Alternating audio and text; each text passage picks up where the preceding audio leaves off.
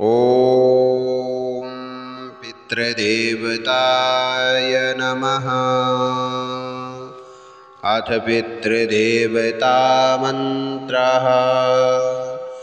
ॐ अनादिनिधनो देव शङ्खचक्रो गदाधर अक्षयो पुण्डरीकाक्ष प्रेतमुक्तिप्रदो भवः।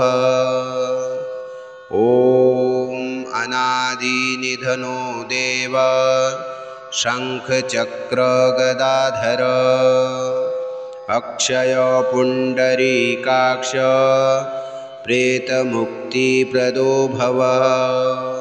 ॐ अनादिनिधनो देव शङ्खचक्र गदाधर अक्षयो पुण्डरीकाक्ष प्रेतमुक्तिप्रदो भवः। ॐ अनादिनिधनो देव शङ्खचक्र गदाधर अक्षयो पुण्डरीकाक्ष प्रेतमुक्तिप्रदो भवः। ॐ अनादिनिधनो देव शङ्खचक्र गदाधर अक्षयो पुण्डरीकाक्ष प्रेतमुक्तिप्रदो भवः। ॐ अनादिनिधनो देव शङ्खचक्र गदाधर अक्षयो पुण्डरीकाक्ष प्रेतमुक्तिप्रदो भवः। ॐ अनादिनिधनो देव शङ्खचक्र गदाधर अक्षयो पुण्डरीकाक्ष प्रेतमुक्तिप्रदो भवः। ॐ अनादिनिधनो देव शङ्खचक्र गदाधर अक्षयो पुण्डरीकाक्ष प्रेतमुक्तिप्रदो भवः। ॐ अनादिनिधनो देव शङ्खचक्र गदाधर अक्षयो पुण्डरीकाक्ष प्रेतमुक्तिप्रदो भवः। ॐ अनादिनिधनो देव शङ्खचक्र गदाधर अक्षयो पुण्डरीकाक्ष प्रेतमुक्तिप्रदो भवः। ॐ अनादिनिधनो देव शङ्खचक्र गदाधर अक्षयो पुण्डरीकाक्ष प्रेतमुक्तिप्रदो भवः। ॐ अनादिनिधनो देव शङ्खचक्र गदाधर अक्षयो पुण्डरीकाक्ष प्रेतमुक्तिप्रदो भवः। ॐ अनादिनिधनो देव शङ्खचक्र गदाधर अक्षयो पुण्डरीकाक्ष प्रेतमुक्तिप्रदो भवः। ॐ अनादिनिधनो देव शङ्खचक्र गदाधर अक्षयो पुण्डरीकाक्ष प्रेतमुक्तिप्रदो भवः। ॐ अनादिनिधनो देव शङ्खचक्र गदाधर अक्षयो पुण्डरीकाक्ष प्रेतमुक्तिप्रदो भवः। ॐ अनादिनिधनो देव शङ्खचक्र गदाधर अक्षयो पुण्डरीकाक्ष प्रेतमुक्तिप्रदो भवः। ॐ अनादिनिधनो देव शङ्खचक्र गदाधर अक्षयो पुण्डरीकाक्ष प्रेतमुक्तिप्रदो भवः। ॐ अनादिनिधनो देव शङ्खचक्र गदाधर अक्षय पुण्डरीकाक्ष प्रेतमुक्तिप्रदो भवः। ॐ अनादिनिधनो देव शङ्खचक्र गदाधर अक्षय पुण्डरीकाक्ष प्रेतमुक्तिप्रदो भवः। ॐ अनादिनिधनो देव शङ्खचक्र गदाधर अक्षय पुण्डरीकाक्ष प्रेतमुक्तिप्रदो भवः। ॐ अनादिनिधनो देव शङ्खचक्र गदाधर अक्षय पुण्डरीकाक्ष प्रेतमुक्तिप्रदो भवः। ॐ अनादिनिधनो देव शङ्खचक्र गदाधर अक्षय पुण्डरीकाक्ष प्रेतमुक्तिप्रदो भवः।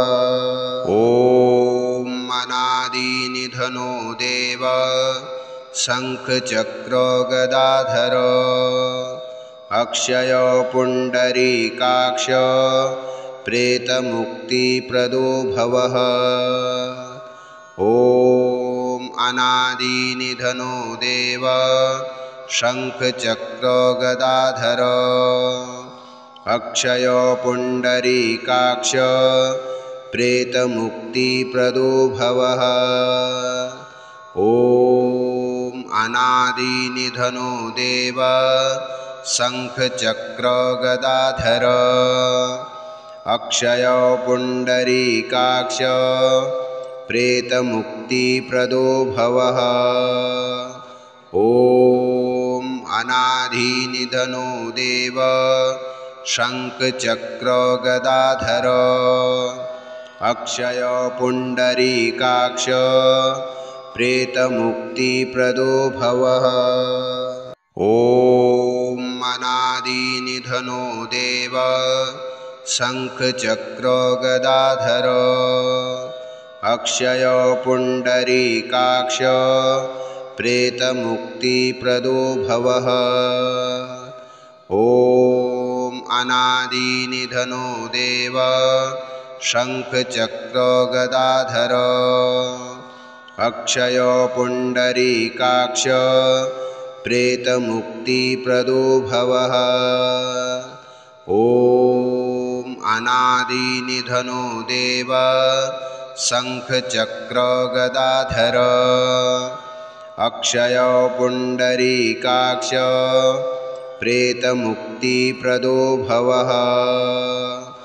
ॐ अनादिनिधनो देव शङ्खचक्र गदाधर अक्षय पुण्डरीकाक्ष प्रेतमुक्तिप्रदो भवः।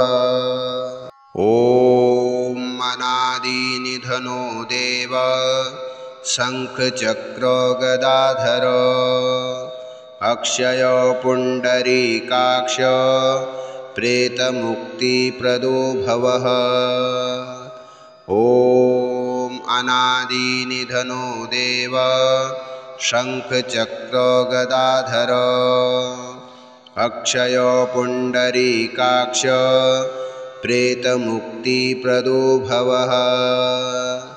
ॐ अनादिनिधनो देव शङ्खचक्र गदाधर अक्षय पुण्डरीकाक्ष प्रेतमुक्तिप्रदो भवः। ॐ अनादिनिधनो देव शङ्खचक्र गदाधर अक्षय पुण्डरीकाक्ष प्रेतमुक्तिप्रदो भवः।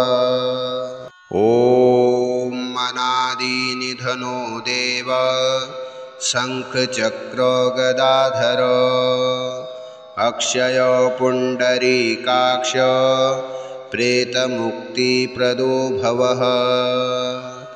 ॐ अनादिनिधनो देव शङ्खचक्रो गदाधर अक्षयो पुण्डरीकाक्ष प्रेतमुक्तिप्रदो भवः ॐ अनादिनिधनो देव शङ्खचक्रो गदाधर अक्षयो पुण्डरीकाक्ष प्रेतमुक्तिप्रदो भवः ॐ अनादिनिधनो देव शङ्खचक्रो गदाधर अक्षयो पुण्डरीकाक्ष प्रेतमुक्तिप्रदो भवः ॐ अनादिनिधनो देव शङ्खचक्रो गदाधर अक्षयो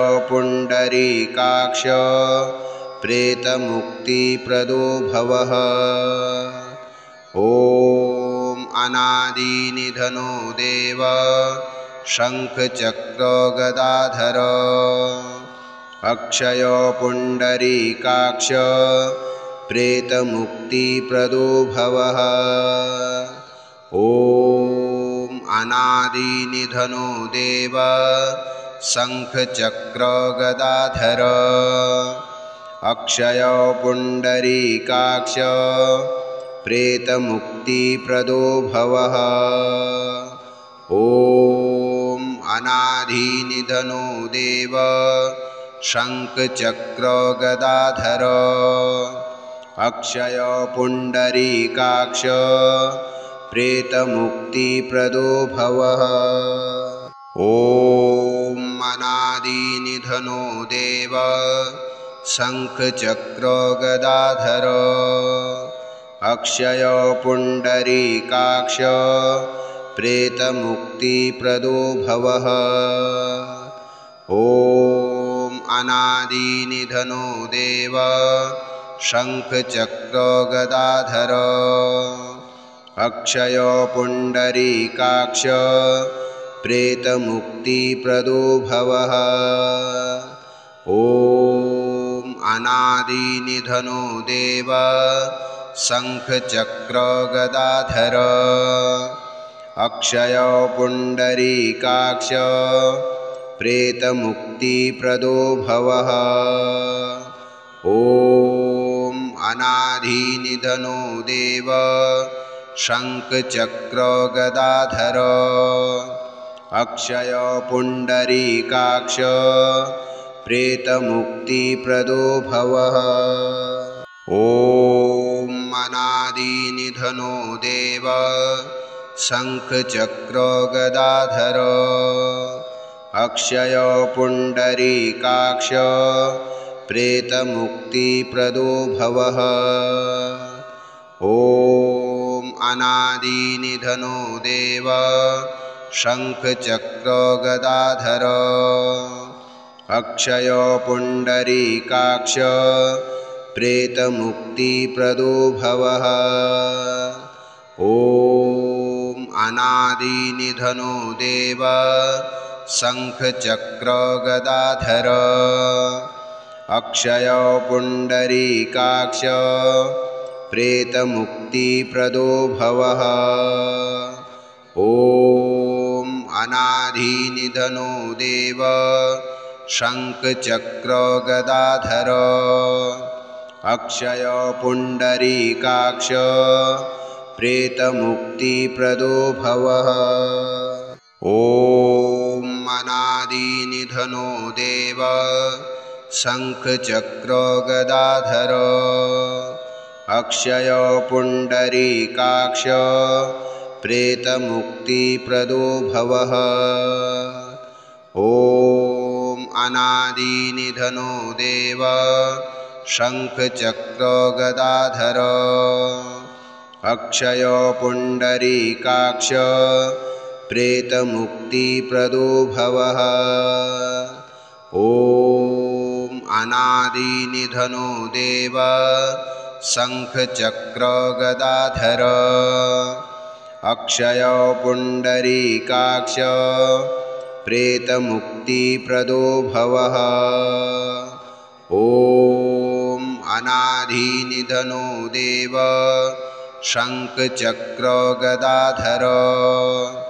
अक्षय पुण्डरीकाक्ष प्रेतमुक्तिप्रदो भवः।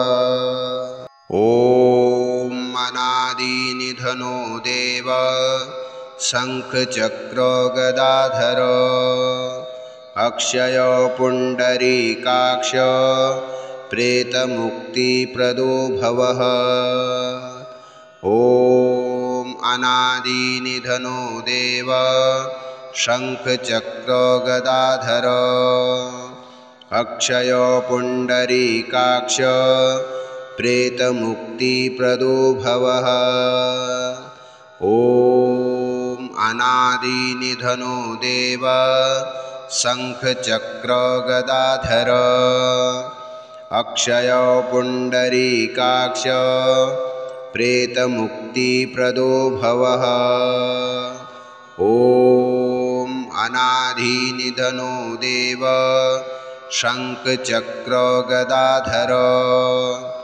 अक्षय पुण्डरीकाक्ष प्रेतमुक्तिप्रदो भवः।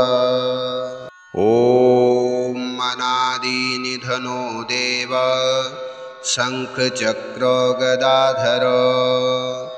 अक्षय पुण्डरीकाक्ष प्रेतमुक्तिप्रदो भवः। ॐ अनादिनिधनो देव शङ्खचक्रगदाधर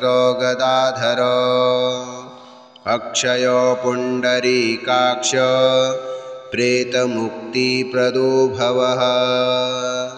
ॐ अनादिनिधनो देव शङ्खचक्रगदाधर